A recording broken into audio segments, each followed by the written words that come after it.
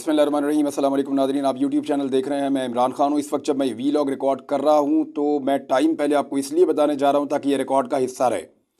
इस वक्त तमाम टीवी चैनल्स उनकी मॉनिटरिंग भी हो रही है। हम अपने तौर पर रिज़ल्ट इकट्ठे कर रहे हैं और जो नताइज मुख्तलिफ जगहों से आ रहे हैं उन सबको इकट्ठा करने के बाद मैं आपके सामने एक सूरत रखने वाला हूँ और ये वीलॉग मैं चाहता हूँ रिकॉर्ड का हिस्सा रहे ताकि हम इसको याद दिला सकें। 12 बजने में 15 मिनट बाकी हैं। ये रात के 12 बजने में 15 मिनट बाकी हैं। मैं वो टाइम की बात कर रहा हूँ और पोलिंग का टाइम ख़त्म हुए लगभग 7 घंटे होने वाले हैं। 5 बजे से गिनती शुरू हो गई थी। इस वक्त तक अमूमन जो रिज़ल्ट आ जाते हैं वो 80%, 85%, 75% इसके बीच में नताइज आ चुके होते हैं, लेकिन अभी तक नताइज जो हैं वो सुस्त रवि का शिकार हैं और उसकी वजह यह है कि पाकिस्तान तहरीक इंसाफ ने एकदम पूरे पाकिस्तान में हैरान कुन नताइज दिखाए हैं।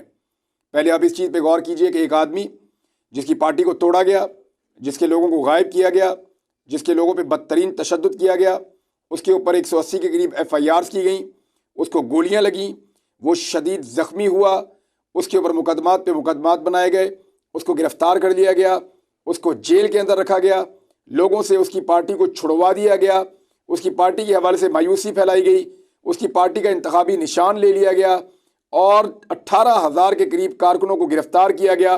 पार्टी की तमाम जो अहम क़यादत है उन सबको या तो जेलों में डाल दिया गया या उन्हें भागने पर छुपने पर मजबूर कर दिया गया। कोई शख्स भी जलसा और जुलूस नहीं कर सकता था। इस शख्स को लेवल प्लेइंग फील्ड नहीं दी गई। कहीं पे कोई बैनर पोस्टर लगाने की इजाज़त नहीं थी।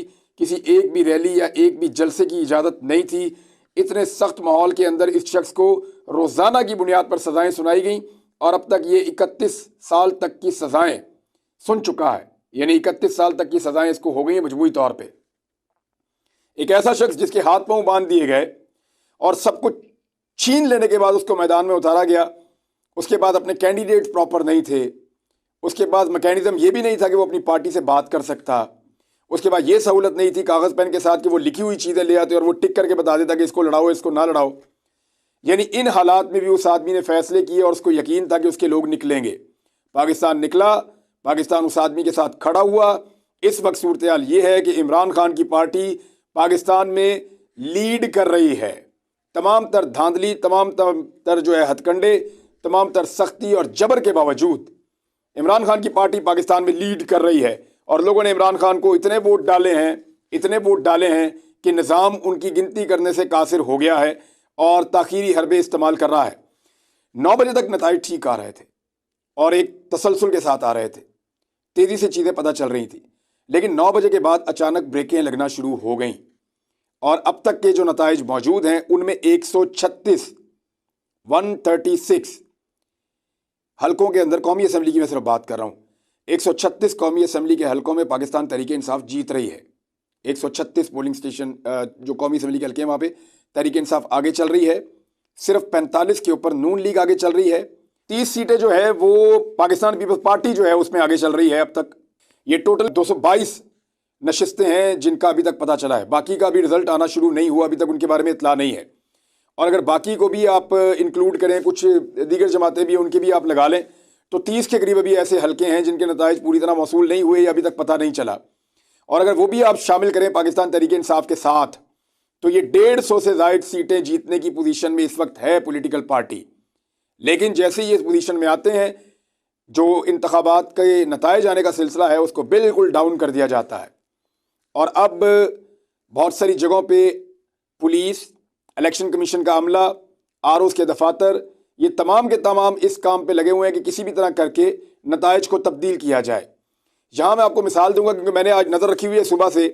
मरियम नवाज साहिबा जिस हल्के से इलेक्शन लड़ रही हैं, PP 159, महर शराफत अली उसका मुकाबला कर रहे हैं। तो क्योंकि इन्होंने वज़ीर आला पंजाब बनने का एक ख्वाब देखा हुआ है और अगर खुदा न खास्ता वज़ीर आला पंजाब मरियम नवाज बन गई तो फिर क्या होगा, पंजाब के साथ किस तरह का ये बदला लेंगी पंजाब के लोगों से, उसका आपको अंदाज़ा भी नहीं है। जो खातून कुछ ना होते हुए एक शहीद होने वाले सहाफ़ी की लाश का मजाक उड़ा सकती हैं, जिसको हम कभी नहीं भूलेंगे, वो किस लेवल तक जा सकती है अपने बदले के लिए आप सोच भी नहीं सकते। लिहाजा मैंने इस हल्के के ऊपर नज़र रखी हुई थी। यहाँ से लगातार महर शराफत अली जीत रहे थे, लेकिन अचानक उनके रिजल्ट रोक दिए गए। अब यहाँ हुआ क्या है कि बड़े पैमाने पर पुलिस दाखिल होती है इस हल्के के अंदर, मुख्तलिफ पोलिंग स्टेशन के गिर्द घेरा डालती है। पोलिंग एजेंट्स जो पाकिस्तान तहरीक इंसाफ के हैं उनको बाहर निकाल दिया जाता है धकेल के, लोगों को वहाँ पे मारा जाता है, लोगों के ऊपर टॉर्चर किया जाता है और फिर मीडिया को कवरेज से मना कर दिया जाता है। अंदर किसी किस्म की कवरेज मना कर दी जाती है।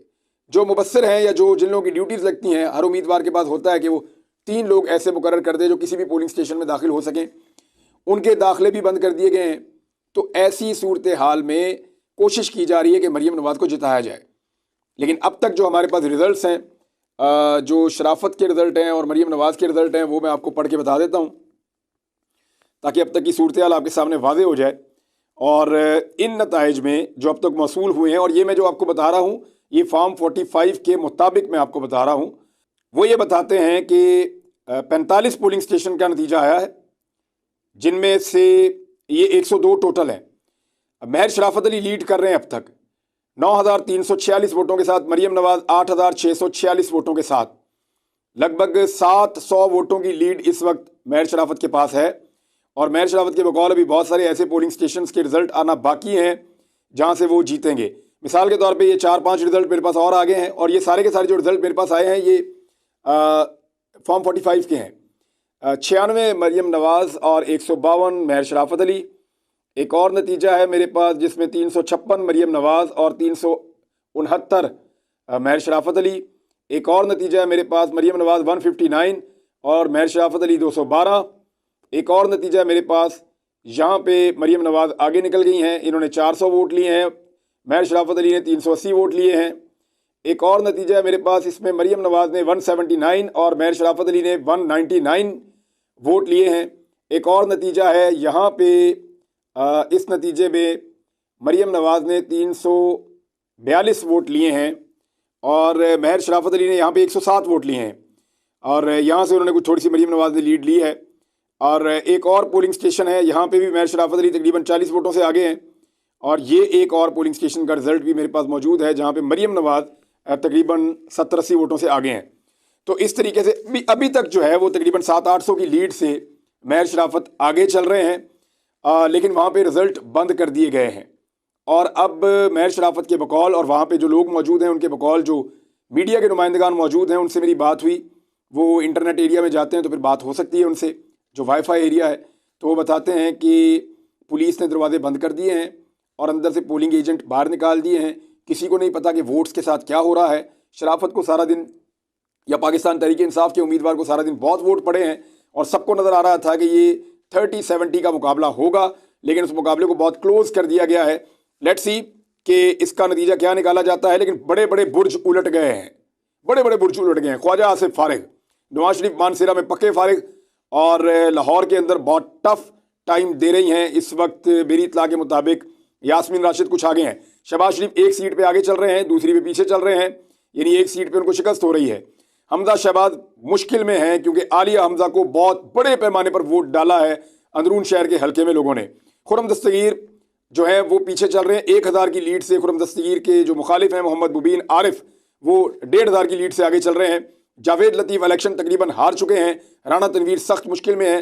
नासिर बोसाल, ये बड़ा तगड़ा कैंडिडेट है PMLN का, ये भी इलेक्शन हार चुके हैं। चौधरी सालिक हुसैन, चौधरी शुजात के बेटे, ये मेरे ख्याल में पंजाब का सबसे बदतरीन इलेक्शन ये हारने जा रहे हैं। दूसरी तरफ सलमान अकरम राजा ये इलेक्शन जीत चुके हैं। मेजर ताहिर सादिक वो अपनी सीटें निकाल चुके हैं अपनी बेटी के साथ, और अयाज अबीर अपनी सीट जो है वो निकाल चुके हैं।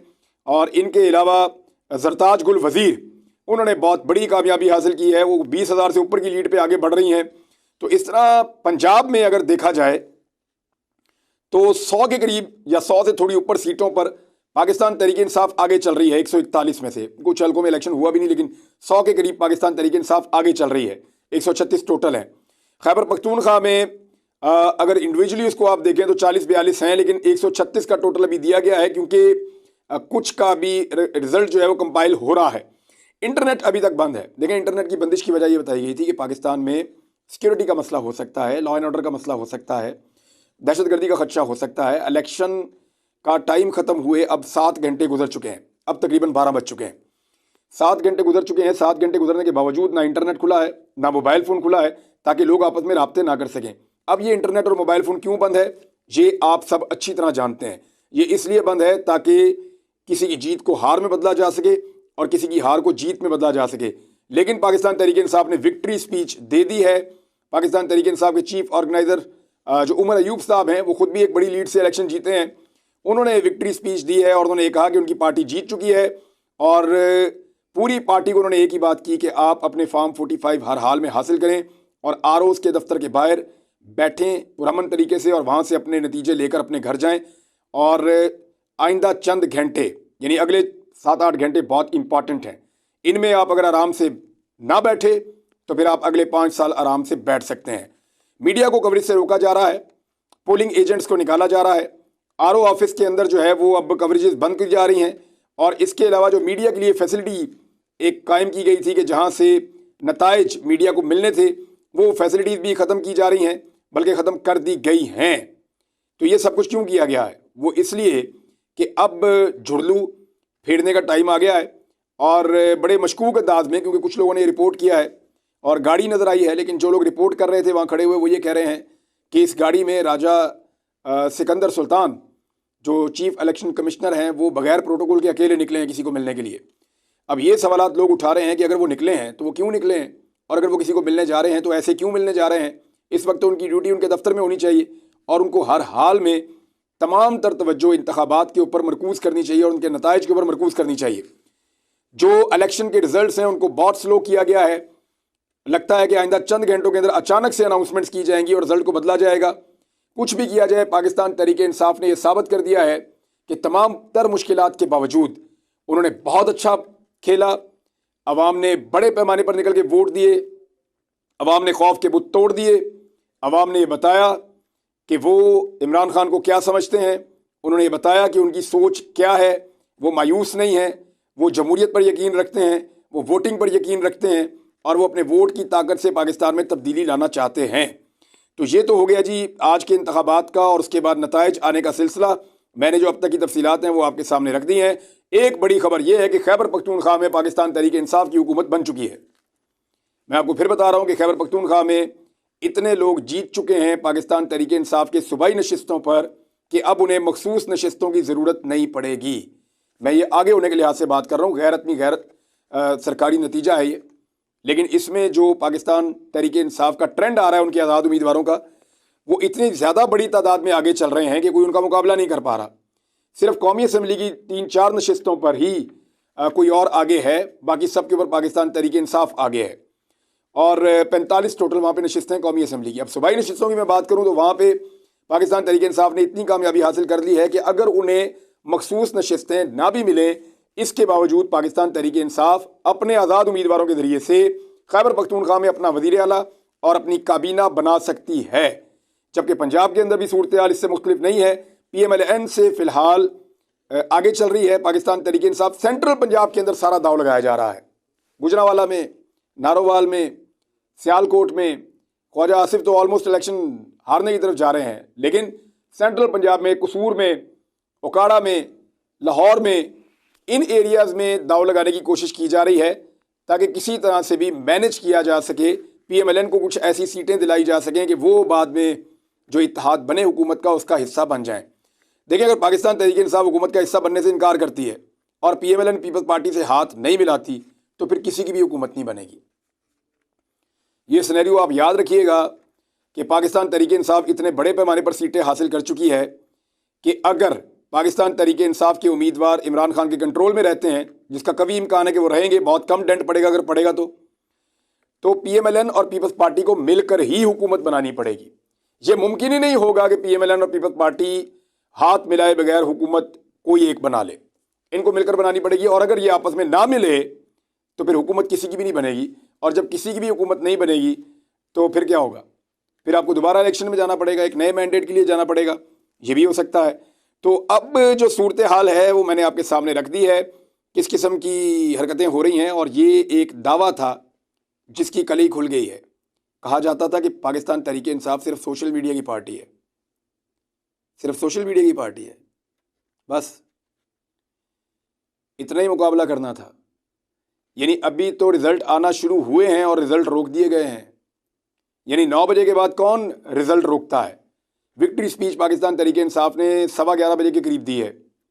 इसी टाइम पे नवाज शरीफ ने दी थी, तो बहुत सारे लोग उसको डिफेंड कर रहे थे कि ठीक है जी, इतने बजे तक रिजल्ट आ जाते हैं। तो आज इतने बजे तक रिजल्ट क्यों नहीं आ रहे? इंटरनेट क्यों बंद है? पूरी दुनिया में पाकिस्तान की जगहसाई हो रही है। ये बहुत अनफॉर्चुनेट है। इन मामलात को देखा जाना चाहिए। पाकिस्तान के इदारों को ये बात समझनी चाहिए, निगरान हुकूमत को ये बात समझनी चाहिए कि इस मुल्क का मज़ीद मजाक ना उड़ाएं। अगर ज़बरदस्ती कोई हुकूमत मुसल्लत कर भी दी गई तो हम पाकिस्तानी उसे कैसे तस्लीम करेंगे? और अगर उसे तस्लीम नहीं करेंगे तो वो हुकूमत कैसे चलेगी? ये वो बड़े सवालात हैं जिनके जवाब आपको आज रात ढूंढने होंगे। अब तक के लिए इतनी, अपना ख्याल रखिएगा, अपने इस चैनल का भी। अल्लाह हाफ़िज़।